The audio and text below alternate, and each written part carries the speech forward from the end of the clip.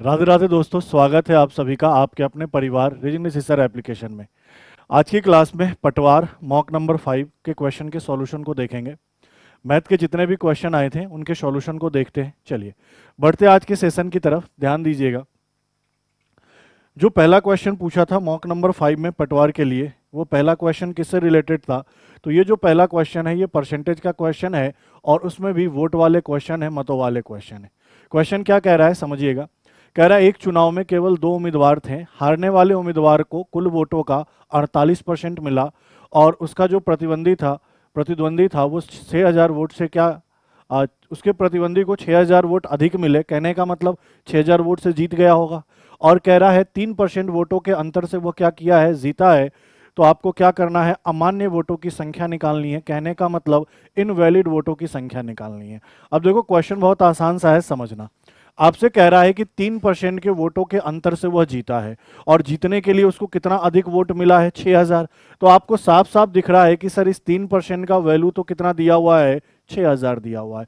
ये क्वेश्चन में डायरेक्ट दिख रहा है कि जो जीतने वाला व्यक्ति है उसको 6000 अधिक वोट मिला और हार और जीत का अंतर अगर 3% है, मतलब जीतने वाले को 3% हारने वाले से ज्यादा मिलेगा। मतलब इस 3% का वैल्यू 6000 दिया हुआ है। ये तो हमें दिया हुआ था, लेकिन क्वेश्चन में दिक्कत यहाँ पे आई। क्वेश्चन में कह रहा है कि हमें इनवैलिड वोट निकालने हैं। अगर टोटल वोट कहता तो यहाँ से 100% वोट निकाल देते, आंसर आ जाता। हमें इनवैलिड वोट निकालना है, तो इनवैलिड वोट निकालने के लिए पहले समझना पूरा कॉन्सेप्ट। आपको पता है कि टोटल वोट जितना भी होगा अपने आप में कितना होगा, तो आपने कहा 100 होगा। इस 100 में से एक जीतने वाला होगा और एक क्या होगा, हारने वाला। अब गौर से देखो तो क्वेश्चन के अंदर क्या कह रहा है कि हारने वाले को कितना परसेंट वोट मिला, 48% मिला। ठीक है, अगर हारने वाले को 48% वोट मिला और हार और जीत का अंतर 3% है, इसका मतलब जीतने वाले को 48 + 3, कहने का मतलब 51% वोट मिला होगा। 48 + 3 कहने का मतलब कितना वोट मिला होगा, 51। तो आपने ये कहा कि सर हारने वाले को टोटल का 48 मिला, जीतने वाले को 51 मिला, तो ये टोटल जो वोट है, ये टोटल वोट कितना हुआ?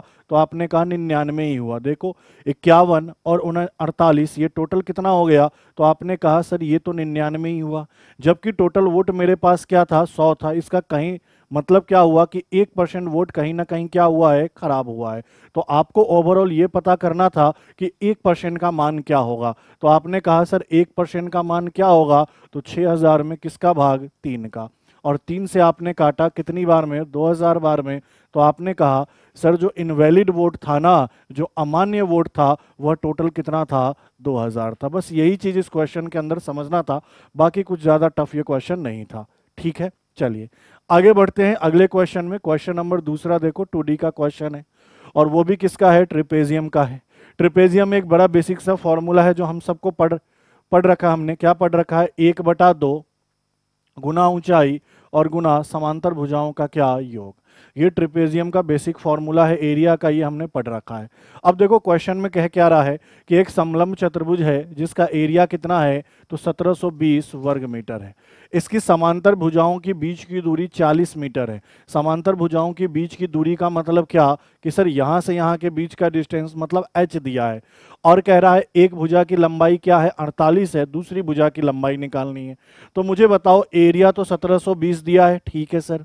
1/2, हाइट मुझे क्वेश्चन में 40 दिया है, ठीक है सर। एक समांतर भुजा मेरे पास कितना है, 48 है। दूसरा समांतर भुजा निकालना है, कहने का मतलब बी का मान हमें निकालना है। चलिए निकाल लेते हैं। 20, 2 से यह वैल्यू कितनी बार कटा, 20 बार। और 20 से अगर मैं इसको काट दूं, तो आपने कहा 0 से 0 कटा और 2 से काटे 8 बार और 2 से काटे कितनी बार, 6 बार। तो 86 बार ये कट गया और उस साइड मेरे पास क्या है, 48 + b। यहां से अगर मैं b का मान निकालूं तो आपको क्या करना पड़ेगा, इस 86 में से 48 घटाना पड़ेगा। और जैसे ही 48 घटाओगे 86 में से, तो वैल्यू कितना आएगा, 38। तो 38 ही क्या होगा, दूसरी समांतर भुजा की लंबाई, जो कि ऑप्शन नंबर कौन सा है, बी। ऑप्शन नंबर बी क्या होगा इस क्वेश्चन का बिल्कुल ही सही उत्तर। आसान था, इजी सा क्वेश्चन था। ठीक है, चलिए आगे बढ़ते हैं। क्वेश्चन नंबर 3 देखो। क्वेश्चन नंबर 3 क्या कह रहा है, प्रॉफिट लॉस का क्वेश्चन है। क्या कह रहा है कि महाथी ने एक कुकर को उसके अंकित मूल्य के 9/10वें हिस्से में खरीदा। मतलब वह खरीदता कितने में है, तो जितना भी उसका मार्क प्राइस होता है उसके 9/10 में। बोलो हाँ या ना, ठीक है। फिर क्या कह रहा है, उसे अंकित मूल्य से कितने परसेंट, तो 8% अधिक पर क्या करा, बेचा। जो भी लिखा हुआ मूल्य है उसमें 8% बढ़ाकर क्या करा, बेच दिया। तो आपको बताना है कि प्रतिशत लाभ क्या होगा। सबसे पहले तो यहां बताओ, क्या यहां से सीपी और एमपी का रेशियो पता चल जाएगा, तो आप कहोगे सर बिल्कुल पता चल जाएगा, 9/10। कैलकुलेशन को आसान बनाने के लिए दोनों जगह 10 का गुना कर देते हैं, इसको 90 लेते हैं और इसको क्या लेते हैं, 100। तो मेरे हिसाब से मार्क प्राइस कितना है, 100, और कॉस्ट प्राइस कितना है, 90। लिखा कितना है, 100, खरीदा कितना है, 90 में। क्वेश्चन में एक लाइन और कहा कि जो भी मार्क प्राइस है उसमें 8% बढ़ाकर उसको क्या करो, बेच दो। तो आपने कहा 100 में अगर 8% बढ़ाएंगे तो 108 में क्या करेंगे, बेचेंगे। अब बताओ खरीदा कितने में था, 90 में, बेचा कितने में सर, 108 में। तो यहां कितने अधिक में बेचा सर, 18 रुपए अधिक में बेचा, मतलब प्रॉफिट हुआ। और कितने का प्रॉफिट हुआ सर, 18 का प्रॉफिट हुआ। कितने पे, तो सीपी मेरा 90 है और गुना किसका सर, 100 का। सर ये 0 0 कैंसिल, 9 से ये 2 बार में कैंसिल, तो 2 में 10 का गुना कितना, 20। तो आपने कहा 20% का क्या होगा, प्रॉफिट। तो ऑप्शन नंबर ए क्या है इस क्वेश्चन का बिल्कुल ही सही उत्तर, 20% की क्या होगी, प्रॉफिट होगी। ठीक है, बढ़े आगे। चलिए, अभी तक तीनों क्वेश्चन बहुत ही आसान थे। चलो आगे बढ़ने से पहले थोड़ा सा इंफॉर्मेशन है, इसको समझो। क्या कह रहा है कि देखो, पटवार 2024-25 का अगर आपको रीजनिंग स्पेशल का बैच लेना है तो ये आपको जो रीजनिंग स्पेशल है ये कंप्लीट आपको कितने में मिल जाएगा, 1100 रुपये में मात्र मिल जाएगा। अगर आप मैथ स्पेशल लेना चाहते हैं पटवार के लिए तो ये आपको 900 में क्या होगा, कंप्लीट कोर्स मिल जाएगा। इसमें कंप्लीट कराया गया है, इसमें भी कंप्लीट। आप देखो वेटेज की बात करोगे तो 25 क्वेश्चन किसके होंगे, रीजनिंग के, और 20 क्वेश्चन किसके होंगे, मैथ के। कहाँ पे, तो पटवार के अंदर। तो टोटल 45 क्वेश्चन है, जो कि बहुत इंपॉर्टेंट है आपके पटवार के एग्जाम की दृष्टिकोण से, कि इस 45 क्वेश्चन में 45 क्वेश्चन पेपर में कैसे सही करें। उसके लिए बढ़िया सा कोर्स डिजाइन किया गया है, रीजनिंग स्पेशल का भी और मैथ स्पेशल का भी। कहाँ पे ये कोर्स आपको मिल जाएगा, तो रीजनिंग ऋषि सर एप्लीकेशन। कहाँ पे ये एप्लीकेशन मिल जाएगा, तो लिंक डिस्क्रिप्शन में भी होगा, या गूगल प्ले स्टोर पे सिंपल आप रीजनिंग ऋषि सर सर्च करोगे तो एप्लीकेशन आ जाएगा, वहां से उसको डाउनलोड करना है, लॉगिन करना है और कोर्स को परचेज करना है। ठीक है, आप चाहते हो नहीं सर हमें दोनों ही चाहिए, मैथ और रीजनिंग साथ में चाहिए, तो कॉम्बो ऑफर भी है, और कॉम्बो में आपको सस्ता भी पड़ेगा, मात्र 1600 में मैथ और रीजनिंग आपको मिल जाएगा। और यहां से आप कितने नंबर, तो 45 क्वेश्चन आराम से सही सही कर सकते हो। कहने का मतलब 90 नंबर का मैटर आपको 1600 में पूरा पूरा उपलब्ध करा दिया जाएगा। वही कोर्स कहाँ से परचेज करोगे, तो अपना एक ही एप्लीकेशन है रीजनिंग ऋषि सर, गूगल प्ले स्टोर से डाउनलोड करो, या डिस्क्रिप्शन में भी लिंक है वहां से भी आप डाउनलोड कर लीजिए। और साथ साथ में आप टेस्ट सीरीज तो दे ही रहे हैं। चलिए बढ़ते हैं आगे। अगले क्वेश्चन को देखो, क्वेश्चन नंबर 4 को। क्वेश्चन नंबर 4 क्या कह रहा है, तो ये भी 2D का क्वेश्चन है और 2D में सर्कल का क्वेश्चन है। क्या कह रहा है, एक वृत्त की त्रिज्या को 35% क्या करे, कम कर दे। तो वृत्त की त्रिज्या कितनी परसेंट कम करनी है, 35। तो 35% का जो फ्रैक्शन में वैल्यू होगा वह कितना होगा, 35/100। 5 से वैल्यू काटो कितनी बार, 7 बार, और 5 से वैल्यू काटो कितनी बार, 20 बार। ठीक है, मतलब ये कहना चाह रहा है कि पहले त्रिज्या 20 थी, अब 7 कम होकर कितनी हो जाएगी, 13। मुझे एक बात बताओ, अगर मैं सर्कल के एरिया की बात करूं तो सर्कल का एरिया क्या होता है, पाई आर स्क्वायर, जिसमें पाई तो क्या होता है, कांस्टेंट होता है। कांस्टेंट का मतलब पाई का मान हर क्वेश्चन में सेम लेना होता है। वेरी क्या करता है, तो रेडियस। अब मुझे ये देखना पड़ेगा कि रेडियस कितनी बार लिखना है, 2 बार, तो सिंपल यहां त्रिज्या का भी क्या कर देंगे, वर्ग कर देंगे। तो 20 का वर्ग कितना होगा, 400, और 13 का वर्ग कितना होगा, 169। इसका मतलब क्या है कि शुरुआत में त्रिज्या 400 के अनुपात, एरिया 400 के अनुपात में था, बाद में एरिया कितना हो गया, तो 169 के अनुपात में। तो एरिया में कमी आई, और कमी कितने की आई सर, 231 की आई। चूंकि 231 कम हो रहा है, और कितने में कम हो रहा है, 400 में, और परसेंट में वैल्यू पूछा तो गुना क्या कर दो, 100 का। 2 0 कैंसिल, 4 से काटेंगे सर अपन, 4 पंचे 20, और नीचे तो 4 रहने दो, 4 सते 28, और ये 3 बच जाएगा। तो आपने कहा एरिया में जो कमी आएगी, एरिया में जो कमी आएगी वह कितने की आएगी, तो 57 सही 3/4%, जो कि ऑप्शन नंबर कौन सा है, ए। ऑप्शन नंबर ए इस क्वेश्चन का क्या है, बिल्कुल ही करेक्ट उत्तर। ठीक है, ऐसे वाले क्वेश्चन मैंने आपको 2D में ना करा के परसेंटेज में ही करा दिया था, और पूरा कॉन्सेप्ट समझाया था क्या ध्यान रखना होता है। ठीक है, चलिए बढ़ते हैं अगले क्वेश्चन में। नेक्स्ट क्वेश्चन देखो, क्वेश्चन नंबर 5, बहुत आसान सा है। क्या कह रहा है? धूम्रपान के खिलाफ एक सघन अभियान के कारण एक क्षेत्र में धूम्रपान करने वाले का प्रतिशत पिछले वर्ष की तुलना में हर साल 10% क्या होता है सर? कम होता है। सर 10% कम होने का मतलब आप ये कहना चाहते हो 1/10, कहने का मतलब 10 में से 1 कम हो जाना, मतलब 10 पहले था तो 1 साल में 1 की कमी होकर कितना हो जाएगा? 9। अब क्या कह रहा है? यदि वर्तमान में धूम्रपान करने वालों की संख्या इतनी है, प्रेजेंट में इतने लोग धूम्रपान करते हैं, स्मोकिंग करते हैं, तो 3 साल पहले, कितने साल की बात कर रहा है? 3 साल। तो सिंपल इसके ऊपर घात क्या लगा दो? 3। अब 10 का घात 3 का मतलब कितना हो गया सर? 1000। और 9 का घात 3 का मतलब कितना हो गया सर? 729। इसका मतलब क्या हुआ कि सर वर्तमान में जो है वो 729 लोग धूम्रपान कर रहे हैं, और 3 साल पहले कितने लोग धूम्रपान कर रहे थे? तो 1000 के अनुपात में लोग धूम्रपान कर रहे थे। और इसी 729 का मान एग्जैक्ट डेटा में कितना है सर? 87 और 48 है, यही है। तो मुझे बताओ 729 का यह कितना गुना होगा? तो काटापीटी करना पड़ेगा। 729 से इसको काटो तो फिलहाल इसमें भाग लगाओ, तो कितनी बार में लगेगा? 1 बार में। अब बताओ 874 में से 729 घटा लो, तो 800 में से 700 घटाओगे 100, और 74 में से 29 घटा लो 45, तो 145 यहां से बचेगा, और 8 ये था, 8 ले लिया। तो बताओ 729 का दोगुना दिख रहा है क्या? 1458। 7 दूनी 14, 1400 हो गया, और 29 दूना 58, मतलब 2 गुना दिख रहा है। तो कहने का मतलब 729 का यह कितना गुना है? 12 गुना है। तो 3 साल पे भी, 3 साल पहले भी जनसंख्या कितनी गुनी रही होगी सिगरेट पीने वालों की? तो आप कहोगे 1000 का 12 गुना, और 1000 का 12 गुना कितना होगा? तो 12000 होगा। तो 3 साल पहले जो धूम्रपान करने वाले व्यक्ति थे उनकी टोटल संख्या कितनी थी? 12000 थी, और वर्तमान में 8748। ठीक है, चलिए आगे बढ़ते हैं। अगले क्वेश्चन को देखिए, क्वेश्चन नंबर क्या है? 6 है। यूनिटरी मेथड का क्वेश्चन है, आसान सा है, आपको समझना है क्या कह रहा है।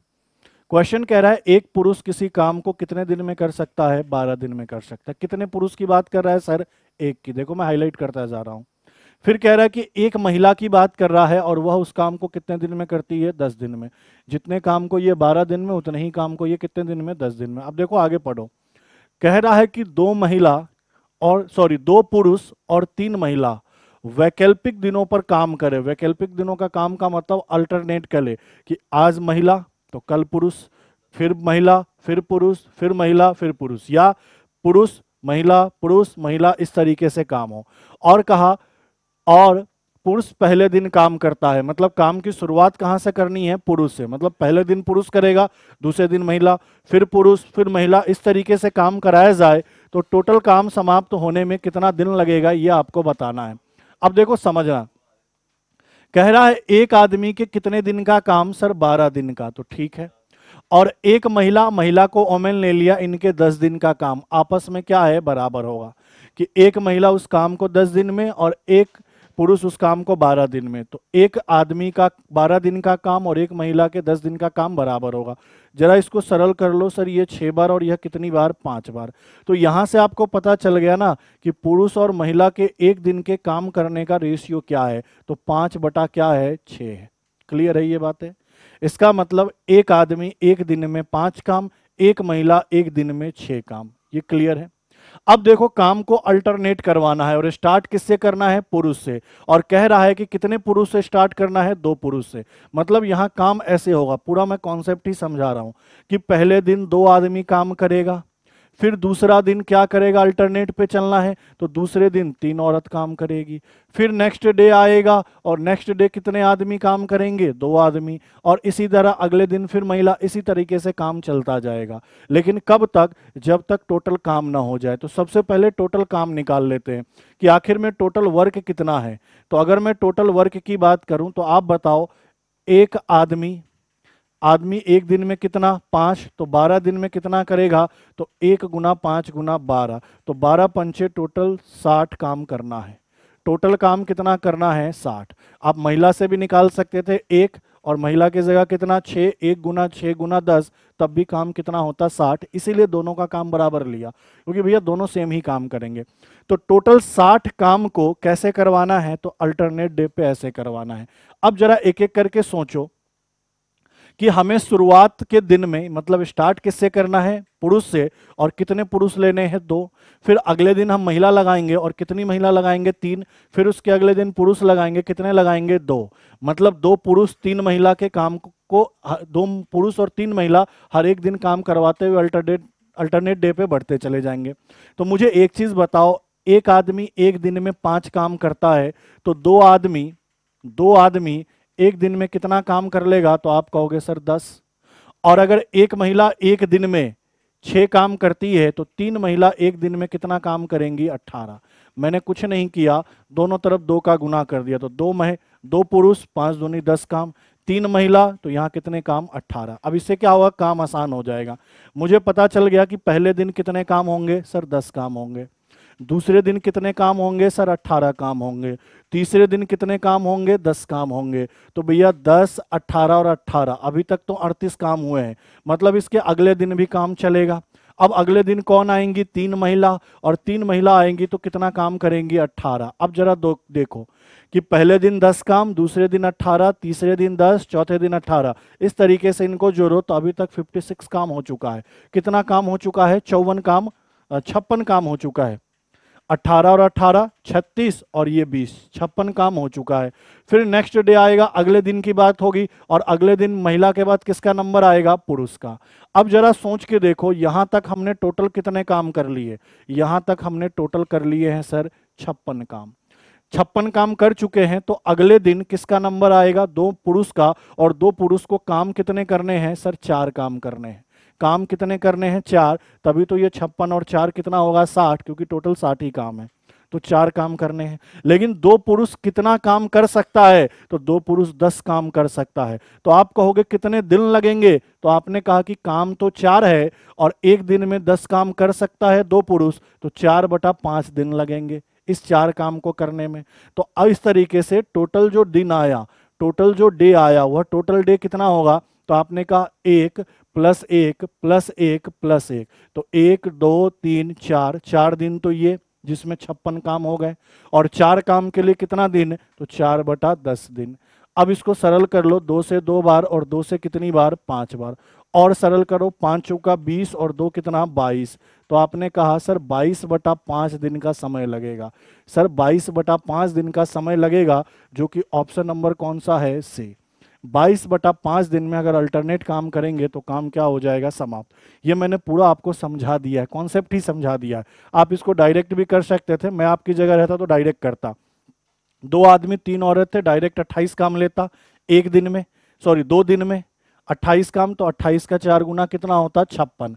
ठीक है, 28 का 4 गुना कितना होता, सॉरी 28 का 2 गुना कितना होता, 56। तो 56 काम 4 दिन में हो जाते हैं। बचे 4 काम, तो 4 काम को कौन करते हैं, 2 आदमी, तो 4/10 ले लेते, तो 4 + 4/10 डायरेक्ट काम कर सकते थे। बाकी ये पूरा कॉन्सेप्ट समझा दिया है। ठीक है, चलिए अगले क्वेश्चन को देखिए, क्वेश्चन नंबर 7 एवरेज का क्वेश्चन है। क्वेश्चन क्या कह रहा है, एक परीक्षा में 3 छात्रों के कुल 45 अंकों का औसत कितना है, 38 है। आपसे कह रहा है, सुनना मेरी बात को, 3 छात्र है और इनका एवरेज कितना है, 38 है। तो आप मुझे बताओ टोटल अंक कितने होंगे, तो इनको गुना कर दो, 114, 8 3 24, और 3 3 9, और 2 11। नहीं, कि 3 छात्रों के कुल 45 अंकों का औसत कितना है, 38 है। तो फिलहाल इस 45 को बोलो, 3 छात्रों का औसत अंक कितना है, 38 है, तो टोटल अंक कितने होंगे, 114। आगे क्या कह रहा है, परीक्षा में 2 नए छात्र शामिल किए गए, पहले 3 थे, 2 और आ गए, तो टोटल कितने छात्र हो जाएंगे, 5। अब बीच में कुछ लाइन है, लाइन क्या है कि नए छात्र द्वारा प्राप्त किए जाने वाले न्यूनतम अंक क्या है। जो नया 2 छात्र आया है ना, उसमें से एक छात्र को कितना न्यूनतम अंक मिलेगा वो बताना है। आगे क्या कह रहा है, जिसने दूसरे नए छात्र से कम अंक प्राप्त किए हैं। मतलब ये है कि 2 नए छात्र होंगे, उनको भी तो कुछ ना कुछ अंक मिला होगा, तो उसमें से बताना है एक का न्यूनतम और एक का क्या मैक्सिमम। दूसरे को पहले से क्या मिलेगा, कम मिलेगा, यही कह रहा है। आगे क्या कह रहा है, ताकि 5 छात्रों का औसत कितना हो जाए 40, मतलब इन 5 छात्रों का औसत कितना है 40, तो टोटल कितने अंक मिले 200। अब मुझे एक बात बताओ, मैं पूछूं दोनों स्टूडेंट को टोटल अंक कितने मिले, दोनों ही स्टूडेंट को टोटल अंक कितने मिले, तो आप यही तो कहोगे सर 200 में से 114 घटा दीजिए, 200 माइनस क्या 114, कहने का मतलब 86, कि दोनों स्टूडेंट को मिलाकर कितने अंक मिलेंगे टोटल 86। अब कह रहा है कि कुल अंक मैक्सिमम अंक कितने हैं 45 है, तो एक को अगर 45 मिल जाएगा तो दूसरे को कितना मिल जाएगा। देखो यहां समझना मेरी बात को, मैं यहां लिख रहा हूं कि मैक्सिमम अंक 1 है, तो आपने कहा कि एक को तो क्या मिल जाएगा 45, तो दूसरे को क्या मिल जाएगा या पहले को क्या मिल जाएगा, तो आप यही तो कहोगे टोटल 46 है, 46 में से 45 घटा दीजिए 41। हमसे मिनिमम वाला ही पूछा है, तो मिनिमम कितना है 41। ऑप्शन नंबर ए क्या है इसका बिल्कुल ही करेक्ट उत्तर। यहां पे इसका मतलब ही था 3 छात्रों के कुल 45 अंकों का औसत, मतलब मैक्सिमम 45 अंक की बात हो रही है, ठीक है। तो आपने कहा कि सर मैक्सिमम अंक तो 45 है और टोटल दोनों को मिलाकर कितना मिल रहा है 86, तो भैया 86 में से 45 घटा देंगे तो पहले वाले का अंक पता चल जाएगा, तो पहले वाले का अंक 41, और हमसे मिनिमम ही तो पूछा है, देखो न्यूनतम अंक क्या होगा, तो भैया टोटल 86 होगा, दूसरे वाले को 45 मिलेगा, पहले वाले को न्यूनतम मतलब 41 मिलेगा। सही उत्तर क्या होगा 41। क्वेश्चन का लैंग्वेज बस थोड़ा सा था, बाकी क्वेश्चन आसान था। बढ़ते अगले में, क्वेश्चन नंबर 8 देखो क्या कह रहा है। 3 संख्याएं 5:2:7 के अनुपात में है और कहना उनके वर्गों का योग ये दिया। इनके वर्गों का योग का मतलब संख्याएं ये है, अगर इनके अनुपात को x मान लें तो मैं यही तो कहूंगा 5x 2x और 7x, ये 3 संख्या है। इनके वर्गों का योग मतलब इनका वर्ग करो, 5x का वर्ग क्या होगा 25x स्क्वायर, 2x का 4x स्क्वायर और 7x का 49x स्क्वायर, और इन सब का योग, इनके वर्गों का योग कितना दिया है 3822, यही तो कह रहा है, ठीक है। अब इनको टोटल कर लो, चलो टोटल करते हैं। ये 25 और 4 29 होगा, 29 में 49 जोड़ दो तो आपने कहा सर 78 होगा, और एक्स स्क्वायर इसका मान कितना दिया है 3822। अब यहां काटा पीटी कर दो, बताओ 13 छक 78 कट जाएगा, बोलोगे हाँ। 13 से काटो, 13 दूना कितना 26, यहां बचेगा 12 और ये 2 122, 13 नमा 117 और 5 तो 13 चौका 52, 6 से भी कट जाएगा, काट दो, 6 चौका 24 और 6 नमा 54। तो आपने कहा सर एक्स स्क्वायर का मान 49 है, तो x का मान कितना आ जाएगा 7 आ जाएगा, और x का मान अगर 7 आ गया तो रेशियो का मान मुझे कितना पता चल गया 7। मुझसे कह रहा है सबसे बड़ी संख्या, अरे बताओ सबसे बड़ी संख्या कौन है 7x, और x का मान भी कितना है 7, तो 7 सत्ते कितना 49। सही उत्तर क्या होगा ऑप्शन नंबर डी 49। 49 क्या है इस क्वेश्चन का बिल्कुल ही सही उत्तर, ठीक है। चलिए आगे बढ़ते हैं अगले क्वेश्चन में। क्वेश्चन नंबर 9 देखो क्या कह रहा, आयत की लंबाई 15% बढ़ा दो, चौड़ाई में 20% कम कर दो, तो आयत के क्षेत्रफल में क्या परिवर्तन आएगा। पहले तो बताओ आयत का क्षेत्रफल क्या होता है, लंबाई गुना चौड़ाई, मतलब यहां लंबाई भी एक बार लिया जाता है, चौड़ाई भी एक बार लिया जाता है। जिसके क्षेत्रफल पे प्रभाव पूछे उसका क्षेत्रफल का फॉर्मूला पता होना चाहिए, वहां से ये पता चलेगा किस वैल्यू को कितनी बार लेना है, ठीक है। तो लंबाई एक बार, चौड़ाई एक बार।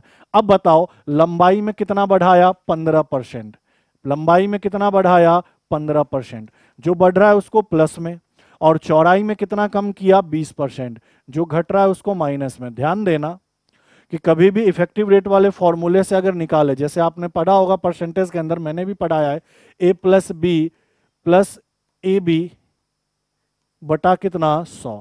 अब देखो प्लस का यहां प्लस माइनस ले लो, यहां पे भी प्लस माइनस ले लो। प्लस माइनस का मतलब क्या है, प्लस है मतलब डेटा बढ़ रहा है या लाभ हो रहा है, ठीक है। माइनस है डेटा घट रहा है या कमी हो रही है, ये चीज कहना चाह रहा है। तो बताओ लंबाई कितना बढ़ रहा है 15%, तो 15 किस में लोगे प्लस में, तो आपने कहा सर प्लस का 15। चौड़ाई घट रहा है कितना 20, तो माइनस का 20। फिर बताओ प्लस और माइनस, ये माइनस का और ये प्लस का, तो यहां वैल्यू किसका आएगा माइनस का। आपने कहा 15 गुना 20 और बटा कितना 100। सिंपल इस फॉर्मूले पे पुट कर दिया, ए प्लस में लिया बी माइनस में लिया, ए प्लस में लोगे बी माइनस में, तो प्लस गुना माइनस माइनस आएगा, इतना गुना इतना बटा 100। बताओ 20 से कितनी बार 5 बार, और 5 से कितनी बार 3 बार, तो ये वैल्यू तो माइनस का 5 हुआ, ये वैल्यू माइनस का 3, तो आपने कहा सर माइनस का 8। 8%। और अगर ये माइनस का 8% है, मतलब ये माइनस सिर्फ ये दर्शा रहा है कि कमी आई कहाँ, क्षेत्रफल में। तो आपने कहा सही उत्तर क्या होगा, तो 8% का डिक्रीज होगा, 8% की क्या होगी, कमी, डिक्रीज होगा 8% का।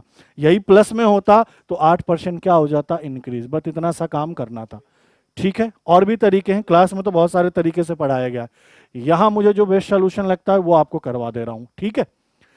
क्या कह रहा है, एक आयत की लंबाई और चौड़ाई का अनुपात 3:2 है। सुनना मेरी बात,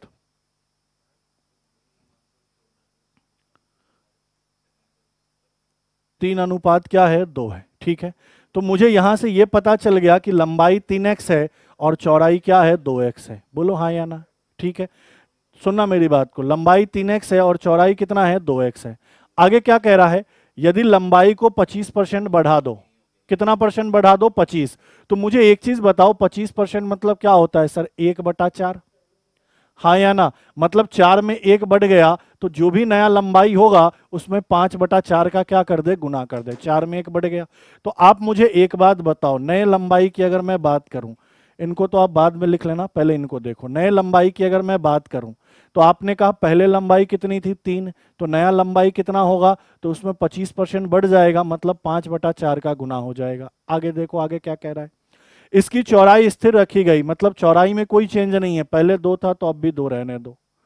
अब मुझे एक चीज बताओ, ये वैल्यू क्या हो गया, तो सर 3x हो गया, और ये वैल्यू क्या हो गया सर, 2x हो गया। जरा यहां देखो गौर से, ये वैल्यू कितना होगा, तो 5 तिया 15/4x, और ये वैल्यू कितना होगा सर, 2x होगा।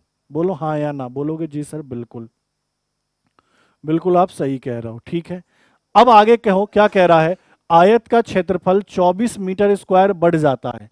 मतलब 24 मीटर स्क्वायर कहाँ इंक्रीज हुआ, एरिया में। मतलब इनके एरिया और इनके एरिया का डिफरेंस 14 होगा। तो एरिया कैसे निकालते हो, तो सर लंबाई गुना चौड़ाई, और लंबाई गुना चौड़ाई करोगे तो 3x और 2x कितना होगा, 6x स्क्वायर। और यहां लंबाई गुना चौड़ाई करोगे तो बताओ, ये 2 से 2 बार कट जाएगा, मैं काट रहा हूं, 2 से कितनी बार, 2 बार। तो ऊपर तो कितना आएगा, 15x स्क्वायर, और बटा कितना, 2। जरा गौर करो, क्या इस 15/2 को मैं 7.5 लिख सकता हूं, बोलोगे हाँ, 7.5x²। तो आपने कहा कि सर पहले क्षेत्रफल कितना था, ये एरिया की बात हो रही है, क्योंकि एरिया के लिए ही लंबाई और चौड़ाई को क्या करते हैं, गुना करते हैं। पहले एरिया 6x² था, अब एरिया 7.5x² है। तो एरिया में कितने का इंक्रीज है, तो सर 1.5x² का इंक्रीज है। और यही वैल्यू क्वेश्चन में कितना दिया है, 24। तो मुझे एक बात बताओ, x² का मान क्या होगा, तो आप यही तो कहोगे 24/1.5, और यहां से अगर दशमलव हटा दे तो गुना 10। मुझे बताओ, 5 से काट दिया 3 बार, 5 से काट दिया 2 बार, 3 से काट दिया 8 बार, तो 8 दूनी कितना हो गया सर, 16। x² का मान अगर 16 है तो क्या मैं x का मान 4 ले लूं, और x का मान अगर 4 आ गया, मतलब क्या आ गया, अनुपात का मान। हमसे क्या पूछ रहा है, आयत की चौड़ाई क्या है, आयत की चौड़ाई क्या है। तो बताओ, आयत की चौड़ाई दोनों जगह 2x ही है। आयत की अगर चौड़ाई की बात करें तो आयत का चौड़ाई तो 2x है, तो 2 और x का मान कितना, 4, तो मैंने कहा 4 दूनी 8। आयत की चौड़ाई कितनी हो जाएगी सर, 8। सही उत्तर क्या होगा सर, 8 मीटर। 8 मीटर इस क्वेश्चन का क्या है, बिल्कुल ही करेक्ट उत्तर। देखो ये मीटर स्क्वायर में था, इसीलिए सब डेटा मीटर में लेना पड़ा। तो ये कितना हो जाएगा, तो 8 मीटर चौड़ाई। मुझसे कहता लंबाई, तो प्रारंभिक लंबाई निकाल देते, नया कहता तो नया निकाल देते। ठीक है, आसान था। चलिए बढ़ते हैं अगले क्वेश्चन में। नेक्स्ट क्वेश्चन देखो, क्वेश्चन नंबर 11। अब देखो इस क्वेश्चन को करने का शॉर्टकट समझाता हूं। शॉर्टकट क्या समझना है, तो देखो कह रहा है 33 मीटर कपड़े को बेचने पर, कितने मीटर कपड़े को बेच रहा है, 33 मीटर। बेचना मतलब एसपी। रानी को 11 मीटर कपड़े के, क्या कह रहा है, विक्रय मूल्य के बराबर, 11 मीटर कपड़े के एसपी के बराबर लाभ है। लिख लो थोड़ा सा, एसपी के बराबर क्या है, लाभ है। रानी का लाभ, ठीक है लिखा ही हुआ है, यहां लिखा हुआ है क्वेश्चन में कि 33 मीटर कपड़ा बेचने पर रानी का जो लाभ है 11 मीटर कपड़े के विक्रय मूल्य के क्या है, बराबर है। तो उसका लाभ प्रतिशत ज्ञात करें। अब देखो उसका लाभ प्रतिशत ज्ञात करने का तरीका क्या होगा, देखो समझना क्वेश्चन के अंदर। अगर क्वेश्चन में यहां कह रहा है कि लाभ एसपी के बराबर है, सुनना, लाभ किसके बराबर है? एसपी के बराबर है, मतलब विक्रय मूल्य के बराबर। अब कितने भी कपड़े का हो बात की बात है, लाभ किसके बराबर कह रहा है? एसपी के बराबर, तो ओवरऑल भी प्रॉफिट ही होगा, तो मैंने कहा प्रॉफिट परसेंट होगा। ठीक है, अब कितने का प्रॉफिट होगा? तो आपने कहा सर 11 कपड़े 11 मीटर के एसपी के विक्रय मूल्य के बराबर है, तो 11 का लाभ होगा। और नीचे हमेशा सीपी लेते हैं, नीचे हमेशा क्या लेते हैं? सीपी। चूंकि 11 कपड़ों के विक्रय मूल्य के बराबर लाभ है, तो सीपी निकालने के लिए 33 में से 11 घटा देना, 33 में से 11 घटाओगे कितना? 22, और परसेंट के लिए किसका गुना? 100 का। 11 से कितनी बार? 2 बार, और 2 से यह वैल्यू कितनी बार? 50 बार। तो आपने कहा प्रॉफिट परसेंट कितना होगा? 50%। सीधा सीधा उत्तर कितना हुआ? 50%। लेकिन एक चीज का ध्यान देना, सुनना मेरी बात को, कि यहां 11 मीटर कपड़े का एसपी था और यहां कितना है? 33 मीटर। चूंकि यहां लाभ था, इसीलिए सीपी निकालने के लिए 33 में से 11 घटा दिए, 22 लिखा नीचे। अगर यही हानि देता ना कि रानी का हानि 11 मीटर कपड़े के विक्रय मूल्य के बराबर है, तो 33 में 11 जोड़ देते। लाभ देगा तो इन दोनों वैल्यू को घटाकर बटे में लिख दो, और यहां हानि कहेगा तो इन दोनों वैल्यू को जोड़कर बटे में लिख दो। बाकी यहां जितने कपड़े की बात करेगा ऊपर लिख दो और गुना 100 का कर दो, प्रॉफिट आ जाएगा। यहां प्रॉफिट कहा है तो ये प्रॉफिट परसेंट निकलेगा, यहां लाभ कहा है तो यहां लॉस परसेंट निकलेगा। कहानी खत्म, इतना सा काम करना होता है। ये छोटी सी चीज आपको ध्यान में रखनी है। बाकी डिटेल्स मेथड भी क्लास में आपको पढ़ाया है, डिटेल्स में पूरा पढ़ाया है कि इसका एक्चुअल में लॉजिक क्या कहना चाह रहा है और डायरेक्ट कैसे करना है। आगे बढ़ते हैं, अगले क्वेश्चन को देखो। सिंप्लीफिकेशन का क्वेश्चन है। क्या कह रहा है? आसान सा है। क्या कह रहा है? 3/3 गुना 2 माइनस 6/3 प्लस 3। पहले बताओ गुना और भाग में किसका काम होगा? तो भाग का। यही सॉल्व कर दो ना। 3 से 3 कट जाएगा कितनी बार? एक बार। तो 1 में 2 का गुना 2। ये 3 से 6 कितनी बार कट जाएगा? 2 बार। तो -2 और प्लस का कितना? 7। नीचे आते हैं। ये 5 से 5 कितनी बार कट जाएगा? एक बार। तो 1 गुना 6। और ये 6 से 6 भी कितनी बार कट जाएगा? एक बार, क्योंकि पहले भाग का काम करोगे ना। 5 में 5 का भाग लगा 1, 6 में 6 का भाग लगा 1, 1 में 1 का गुना 1, प्लस 3 प्लस 3। अब बताओ ये प्लस माइनस कैंसिल, तो ऊपर तो प्लस का 7, नीचे 3 3 6 और 1 7, 7 में 7 का भाग लगाया कितना? 1। सही उत्तर क्या होगा? Option number A 1। Option number A क्या है? बिल्कुल ही करेक्ट आंसर। ठीक है, बढ़ते हैं अगले क्वेश्चन में। क्वेश्चन नंबर 13 देखो क्या कह रहा है। शंकु की बात कर रहा है। शंकु कैसा होता है? लास्ट वाले मॉक में भी शायद इसका क्वेश्चन था, तो उसमें भी बताया था। ऐसा होता है, ऐसे में ये एल होता है, ये एच होता है, और ये आर होता है, और ये राइट एंगल ट्रायंगल बनता है। ये एक समकोण त्रिभुज बनता है। किसमें? शंकु में। तो मैंने कहा था कि इन तीनों में से किसी दो का मान पता हो और तीसरे का मान पता करना हो तो डायरेक्ट ट्रिपलेट यूज कर लो, क्योंकि पेपर में भी लगभग ट्रिपलेट ही यूज करते हैं। और 16 ट्रिपलेट आपको पढ़ाया है, उसके अलावा ही पढ़ाया कि ट्रिपलेट निकालते कैसे, सब कुछ पढ़ा रखा है आपको मेंसुरेशन के अंदर। तो या तो दोनों भुजा हो, तीसरी भुजा निकालनी हो तब भी ट्रिपलेट लगा लो, और मैंने कहा कोई एक भुजा पता हो तब भी ट्रिपलेट निकालो और क्वेश्चन को सॉल्व कर लो। अब देखो क्वेश्चन में दिया क्या क्या है। तिर्यक ऊंचाई कितना है? तो सर 29 है। देखो एल का मान कितना है? 29 है। हाइट कितना है? तो सर हाइट कितना है मेरे पास? देखो ये 29 है। हाइट कितना है मेरे पास? 20 है। तो मुझे रेडियस का मान पता होना चाहिए था। देखो ये वाला वैल्यू मुझे 20 पता है, ये वाला वैल्यू मुझे 29 पता है, और ये वाला वैल्यू निकालना है रेडियस। तो मुझे एक बात बताओ, क्या आपको पढ़ाया नहीं है कि ट्रिपलेट 20, 21 और 29, ये भी एक ट्रिपलेट पढ़ाया है? बोलो हाँ या ना। कि 20, 21 और 29 जो 16 प्रिमिटिव ट्रिपलेट्स पढ़ाए थे, प्रारंभिक जो 16 ट्रिपलेट्स पढ़ाए थे उसमें पढ़ाया था ना 20, 21, 29 भी ट्रिपलेट है। अगर 20, 21, 29 ट्रिपलेट है तो 29 का कितना गुना? 1 गुना। या 20 का कितना गुना? 1 गुना। तो यह भी 21 का कितना गुना? 1 गुना। मतलब क्या है कि सीधी सी बात है कि यहाँ त्रिज्या कितनी हो जाएगी? 21 हो जाएगी। निकालने की जरूरत नहीं पड़ी, डायरेक्ट इसका मान कितना आ गया? सर 21 आ गया। अब सब कुछ पता है, निकालना क्या है? टोटल सरफेस एरिया और क्या कह रहा है? आयतन के बीच का, आयतन के परिणाम के बीच का अनुपात। तो मुझे एक बात बताओ, मैं यहां लिख रहा हूं संपूर्ण पृष्ठीय क्षेत्रफल टोटल सरफेस एरिया बटा वॉल्यूम कहने का आयतन। टोटल सरफेस एरिया क्या होता है? पाई आर गुना एल प्लस आर। सुनना अच्छे से। और वॉल्यूम क्या होता है? तो आप कहोगे सर पाई बटा 3 आर स्क्वायर एच। अब मुझे गौर करके बताओ, कलर मैं कर रहा हूं चेंज, क्या ये पाई और पाई कट जाएगा? बोलोगे हाँ।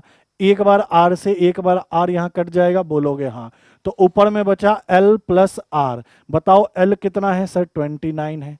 आर कितना है सर? 21 है। बटा नीचे क्या है? तो आर जो कि 21 बटा कितना? 3। और एच का मान कितना है सर? 20 है। 20 लो।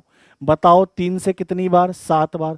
ऊपर तो 21 और 29 कितना? 50। नीचे कितना सर? 140। ये 0 से 0 कैंसिल, मतलब 5/14 क्या होगा? रेशियो क्या होगा? 5/14। कहने का मतलब 5:14। सही उत्तर क्या होगा? Option number C, 5:14। 5:14 क्या होगा? बिल्कुल ही सही उत्तर। क्लियर है? चलिए आगे बढ़ते हैं, अगले क्वेश्चन को देखो, क्वेश्चन नंबर 14। अच्छा क्वेश्चन है, आसान है। ऐसा क्वेश्चन सर लास्ट ईयर भी ऐसा क्वेश्चन पूछा गया था पटवार में। क्वेश्चन क्या कह रहा है कि एक घनाभकार जलाशय में 50 लीटर प्रति मिनट की दर से पानी डाला जाता है। हर मिनट 50 लीटर पानी भर सकता है, यह डाला गया है। कह रहा है जलाशय का आयतन कितना है? 120 मीटर क्यूब है। आयतन का मतलब क्या है कि सर इसमें 120 मीटर क्यूब ही पानी आ पाएगा। तो आपसे पूछ रहा है कि जलाशय भरने में कितना टाइम लगेगा। अरे सीधा सीधा क्वेश्चन है। सीधा सीधा क्वेश्चन ये है कि 1 मिनट में 50 लीटर पानी तुम उस गड्ढे में भर सकते हो, उस जलाशय में भर सकते हो। टोटल जलाशय में स्पेस कितना है? तो 120 मीटर क्यूब का है। तो आपको बताना है कितने घंटे में भर जाएगा। लेकिन यहाँ दिक्कत क्या है? दिक्कत क्या है कि सर ये तो लीटर में है और ये क्या है? मीटर क्यूब में है। दिक्कत यहीं आएगा। तो आप सबको पता होना चाहिए कि सर 1 मीटर क्यूब की बात करें ना तो उसमें 1000 लीटर होता है। ये कन्वर्जन आपको करने का तरीका पता होना चाहिए कि 1 मीटर क्यूब में 1000 क्या होता है? लीटर। तो मुझे एक चीज बताओ ना, 120 कलर कर रहा हूं चेंज, देख जरा ध्यान से सुनना, 120 मीटर क्यूब में कितना लीटर पानी होगा? तो आपने कहा सर 120 गुना कितना? 1000 और लीटर। तो आप कहोगे कि जलाशय में टोटल कितना लीटर पानी आ सकता है? तो 120 गुना 1000 लीटर। अब काम खत्म। काम कैसे खत्म? तो देखो मुझे बताओ 50 लीटर पानी भरने के लिए कितने मिनट? 1 मिनट। तो 1 मिनट में तुम 50 लीटर पानी भर लोगे। मैं यहीं पे गायब कर रहा हूं 1 मिनट को। तो 1 घंटे में कहने का मतलब 60 मिनट में कितना भर लोगे? अच्छा मैं पूरा कर ही देता हूं फिर आप बोलोगे। 1 मिनट में 50 लीटर, 1 मिनट में 50 लीटर, तो 60 मिनट में कितना? तो आप कहोगे 60 मिनट में 50 गुना 60 लीटर। क्लियर है कि 50 लीटर पानी भरने में 1 मिनट, तो 60 मिनट में कितना? तो आपने कहा सर यहाँ 60 का गुना किया तो यहाँ भी 60 का गुना करो। ठीक है सर, गुना कर दिया। तो आपने कहा कि सर यह वैल्यू कितना आएगा? डायरेक्ट लिख रहा हूँ, यह वैल्यू कितना आएगा? तो सर 3000 लीटर आएगा। इसका मतलब आप समझ गए कि 60 मिनट का मतलब क्या होता है? 1 आवर। 60 मिनट का मतलब क्या होता है? 1 घंटे। 1 घंटे में तुम 3000 लीटर पानी भर सकते हो। मुझे एक बात बताओ, तो 1 लीटर पानी भरने में कितना समय लगेगा? तो आप कहोगे सर 1/3000 घंटा। हाँ या ना? और टोटल मुझे कितना लीटर पानी भरना पड़ेगा? तो 120 गुना 100 लीटर, सॉरी 1000 लीटर।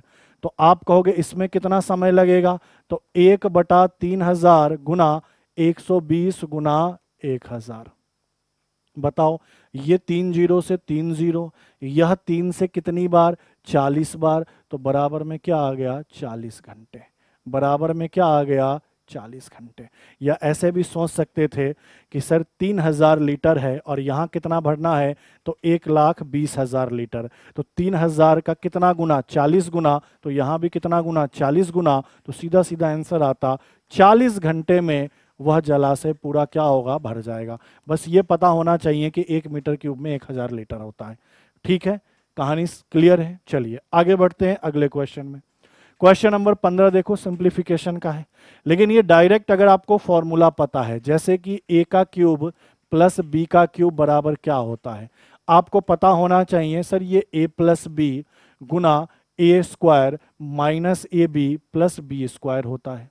अब इसी को थोड़ा शिफ्ट कर दो, ये जो यहाँ पे गुना में है ना, इसको क्या करो? इधर लिख दो। इसको क्या करो? इधर लिख दो। किसको? a square minus a b plus b square.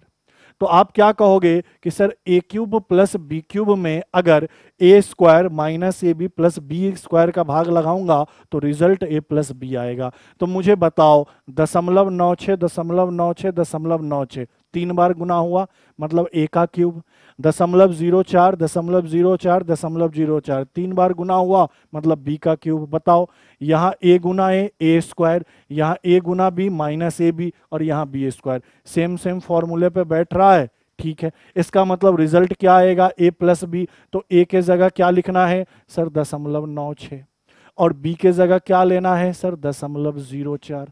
अब बताओ इनको जोड़ोगे तो कितना आएगा 1.00, कहने का मतलब कितना 1। सही उत्तर क्या हो गया ऑप्शन नंबर डी 1। क्लियर है, बहुत आसान क्वेश्चन था।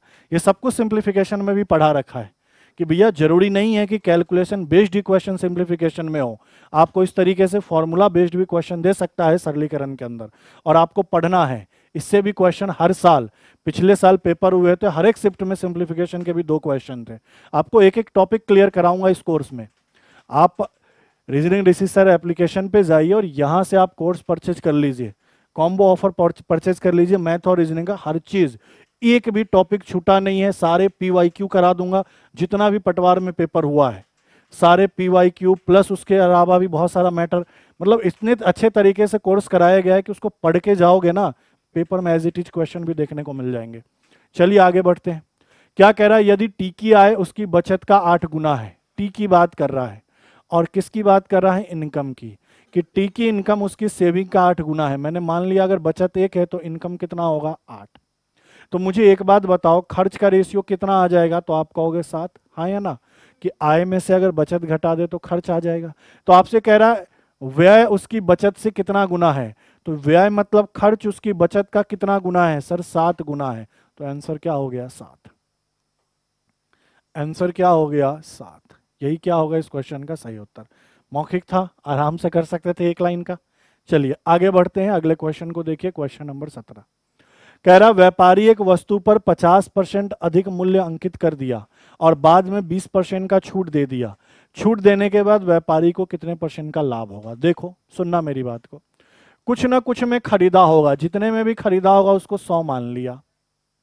कह रहा है 50% अधिक मूल्य अंकित कर दिया। अधिक मूल्य अंकित कर देने का मतलब 100 रुपए में खरीदा था, 50% बढ़ाकर कहने का मतलब 150 रुपया लिख दिया और छूट दे दिया। छूट कितने % का दिया 20% का, और पता है कि छूट हमेशा किस पे देते हैं, मार्क प्राइस पे देते हैं, अंकित मूल्य पर।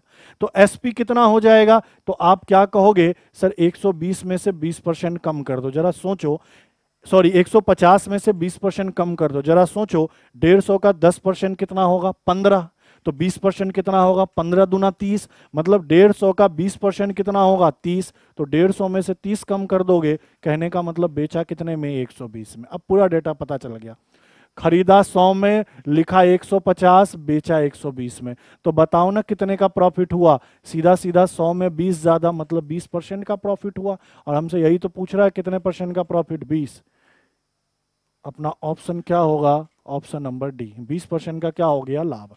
100 में खरीदा 120 में बेचा, तो 20% का क्या हो गया प्रॉफिट। अगले क्वेश्चन को देखो, क्वेश्चन नंबर 18। ये भी यूनिटरी मेथड का क्वेश्चन है। क्या कह रहा है, एक एक नियम जिसको कहते हो, x can type 8 pages in 3 minutes, y can type 3 pages in 5 minutes, working together how many pages can be they type in 15 minute. आपसे कह रहा है, सुनना मेरी बात को अच्छे से, कि सर 3 मिनट में 8 पेज टाइप कर लेगा। कितने पेज 8 पेज। तो हमको तो ये बताओ कि 1 मिनट में कितना कर लेगा, तो आप यही तो कहोगे सर 8/3 पेज। ये कौन सर, तो ये मिस्टर एक्स। मिस्टर वाई की बात करें तो वाई क्या कह रहा है कि सर मैं 5 मिनट में कितने पेज टाइप कर लूंगा, 3 पेज टाइप कर लूंगा। तो 1 मिनट में कितना पेज टाइप कर सकता है, तो आप कहोगे सर 3/5। ये तो अलग अलग की बात करी, और अगर दोनों को साथ ले ले, दोनों को क्या करे साथ ले ले, तो दोनों मिलकर 1 मिनट में कितना पेज टाइप कर देगा, तो आप यही तो कहोगे 8/3 प्लस 5/3 प्लस 3/5। तो बताओ टोटल कितना पेज टाइप हो गया। चलो इधर ही कर लेते हैं कैलकुलेशन। नीचे 5 तिया 15 लिख दो, ये 8 पंचे 40, ये 3 तिया 9, 40 और 9 49। तो आपने क्या कहा, आपने यहां से क्या पता किया कि अकेला 1 मिनट में ये 8/3 पेज, अकेला 1 मिनट में यह 3/5 पेज, दोनों मिल जाएगा तो 1 मिनट में 49/15 पेज। तो हमसे क्या कह रहा है, कितने मिनट तक ये टाइपिंग करे साथ में। तो 1 मिनट में अगर 49/15 पेज टाइप कर सकता है तो 15 मिनट साथ काम करेगा तो कितना पेज टाइप करेगा, 49/15 गुना 15, 15 से 15 कैंसिल, मतलब 49 पेज क्या करेगा, टाइप करेगा। ये तो जनरल क्वेश्चन है, डेली लाइफ का क्वेश्चन है, गणित डेली लाइफ की चीज़ों पे ही बेस्ड है। तो आपने कहा डेली लाइफ के तरीके से भी सोचते तो डायरेक्ट आंसर दे देते, 49 पेज ये 15 मिनट दोनों साथ में मिलकर काम करके टाइप कर लेगा। ठीक है, अगले क्वेश्चन को देखो, क्वेश्चन नंबर 19। ये एवरेज का क्वेश्चन और बहुत आसान क्वेश्चन है, डायरेक्ट बता दो 16 आंसर होगा। कैसे, तो देखो 7 छात्र हैं, स्टार्टिंग में कितने छात्र हैं, 7 है। देखो जरा गौर से, ने एक परीक्षा दी, परीक्षा के बाद एक और छात्र शामिल हो गया, तो एक और छात्र शामिल होते ही तो 7 और 1 कितने छात्र हो गए, 8।